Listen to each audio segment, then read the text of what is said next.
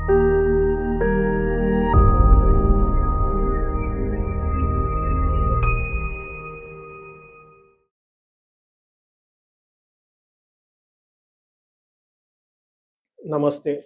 June 2వ తారీఖున గురువు మిథున రాశి నుంచి కర్కాటక రాశిలోకి మారుతూ ఉన్నారు.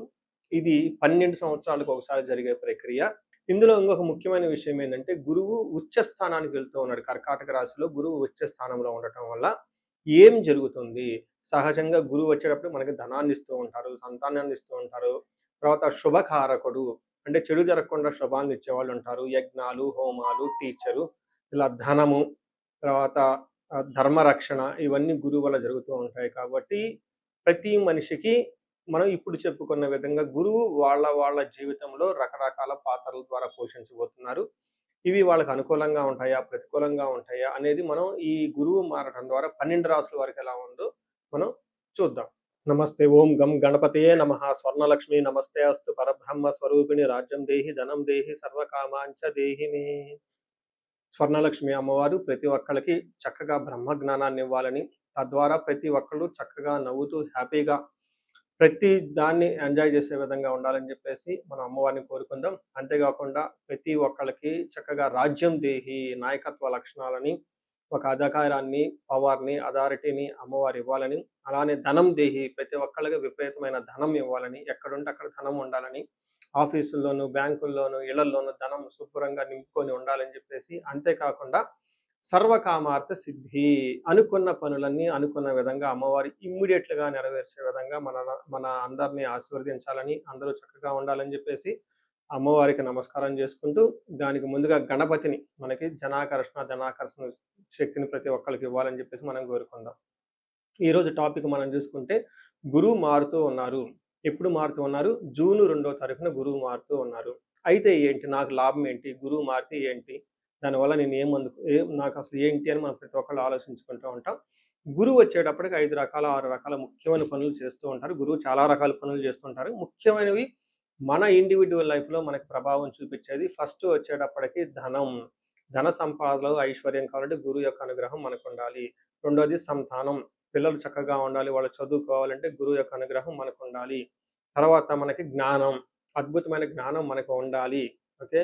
మనం చేసేది మంచినా చెడునా దాని గురించి లోతైన అవగాహన ఉండాలి. మనం చదువుకున్న జ్ఞానం మనకు ఉపయోగపడాలంటే గురువు యొక్క కృప మనకు ఉండాలి.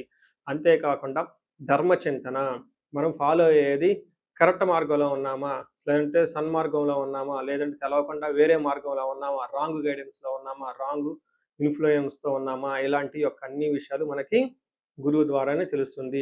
ధర్మచింతన అంటారు. అంతేకాకుండా దైవభక్తి, టీచింగ్ ఇలా రకరకాల విషయాల్లో బంగారం, జ్యువెలరీ మనకెలా ఉంటుంది, ఏంటి ఇలా ముఖ్యమైన యొక్క అంశాలు ప్రతి ఒక్కళ్ళ జీవితంలో గురువు మారటం ద్వారా మనకు ప్రభావితం చేయబోతూ ఉంటుంది.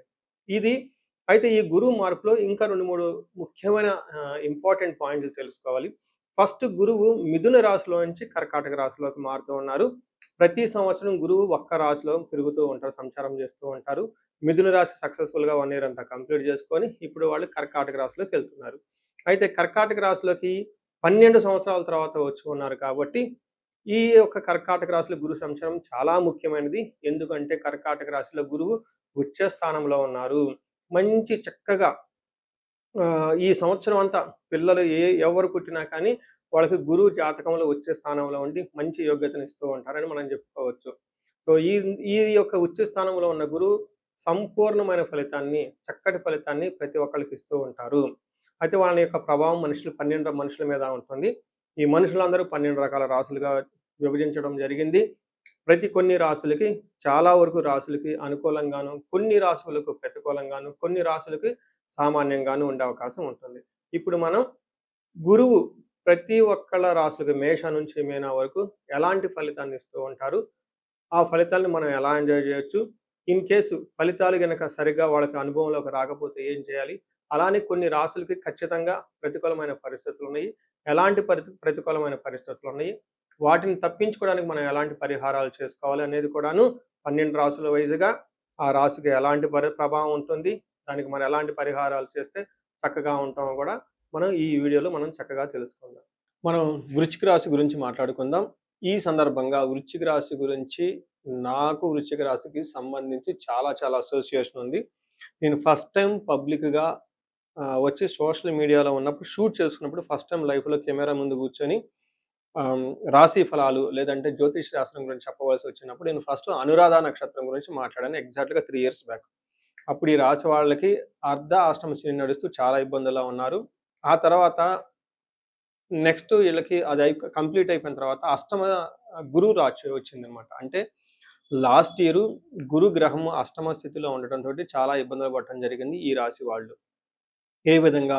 చాలామందికి జాబు ఇష్టం లేకుండా చేయటం, వీళ్ళకున్న నాలెడ్జ్ ఒకటి, వీళ్ళు చేసే జాబ్ ఒకటి, లేదంటే వీళ్ళు చదువుకున్న చదువు ఒకటి, వీళ్ళ చదువుకు సంబంధం లేని విధంగా జాబ్ చేయటం. అప్పటిదాకా ఒక డిపార్ట్‌మెంట్‌లో ఉండి కంప్లీట్‌గా వేరే డిపార్ట్‌మెంట్‌కెళ్ళిపోవటం.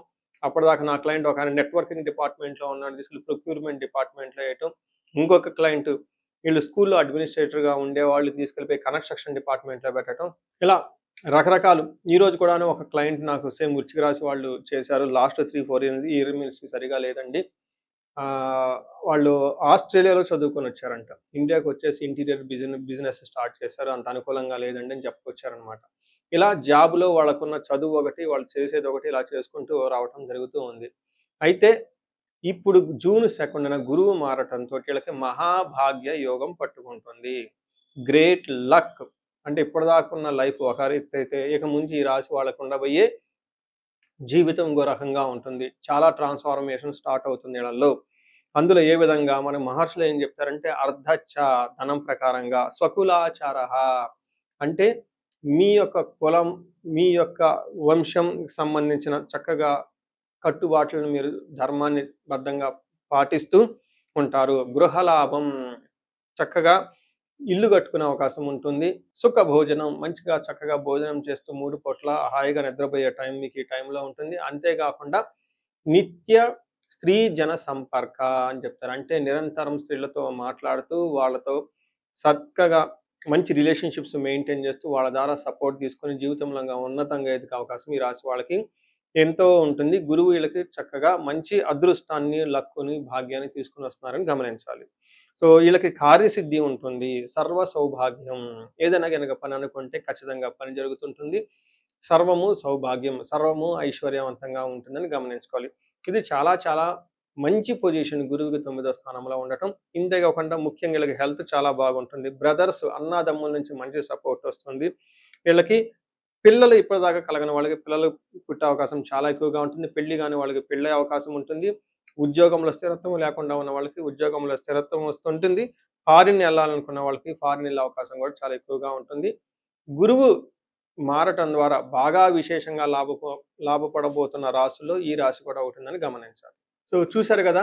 గురువు ఈ రాశి వాళ్ళకి ఎలాంటి అనుకూల, ప్రతికూలాలు తీసుకొనొస్తున్నారు, ఫలితాలు తీసుకొనొస్తున్నారు, అనుభవంలోకి రాబోతున్నాయో ఈ జూన్ నుంచి 2027 జూన్ వరకు 2026 జూన్ నుంచి 2027 జూన్ వరకు ఎలాంటి ఫలితాలున్నారో మనం తెలుసుకుందాం. అయితే గురువు యొక్క అనుకూల ప్రభావం మన మీద ఉండటానికి మనం కొన్ని రకాల పరిహారాలను ఖచ్చితంగా చేసుకోవాల్సి ఉంటుంది. ఒకటి గురువుకి సంపూర్ణ శాంతి పూజలు చేసుకోవాలి. సంపూర్ణ శాంతి పూజలంటే ఏంటి? చాలా మందికి అవగాహన ఉండదు.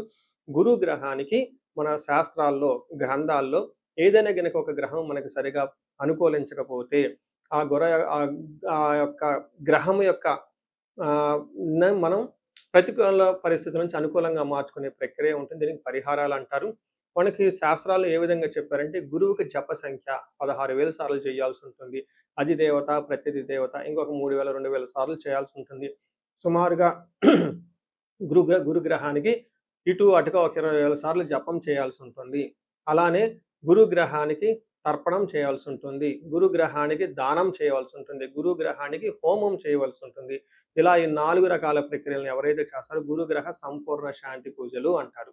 అయితే ఇండివిడ్యువల్‌గా వాళ్ళు చేసుకోవటం కష్టం కాబట్టి సద్బ్రాహ్మణుల్ని, దేవాలయాల్లో ఉన్న పండితుల్ని లేకుంటే గురువు యొక్క మంత్రాన్ని తీసుకొని వాళ్ళు కొన్ని లక్షల సార్లు, వేల సార్లు ఉపాసన చేసి చక్కగా సాధన చేసిన వాళ్ళ దగ్గరికెళితే ఆ మంత్రం వాళ్ళ ద్వారా సిద్ధించి గురువు యొక్క అనుకూలం మీకు అనుకూలంగా ఉంటుంది.